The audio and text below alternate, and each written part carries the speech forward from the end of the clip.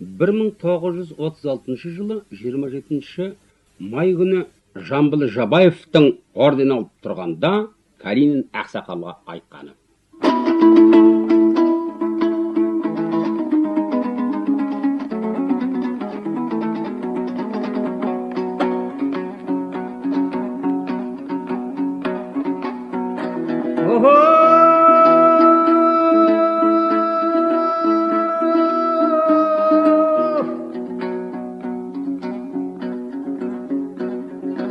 Ассалаумағалайкум, алдыма іздеп кеп тұрмын,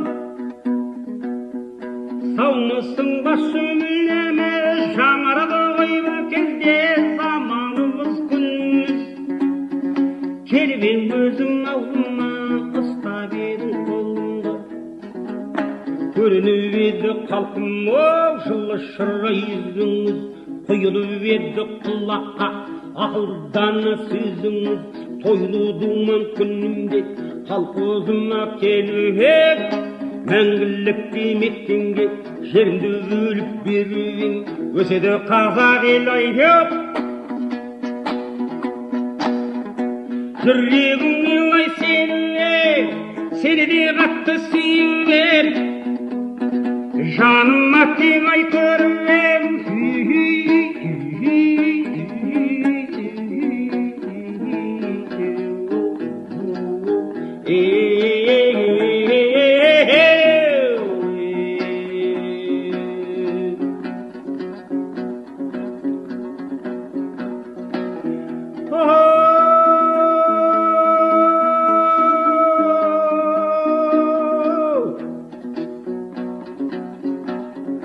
Содан бері айғыз сөтті, жазда келді жайраңдап, трактормен қопарып, қындырып қойды желді айдап. Түйім шықты өріске, боталарым мәймәңдап, қойым өрді қаптайлып. Қозыларым сал ойнап, жылқыларым шұрқырап, төрт түрлікке толдаймын. Осынау ауылым колхозда, малшыда мен жыршыммен, өлең кеткен ау айқайлып.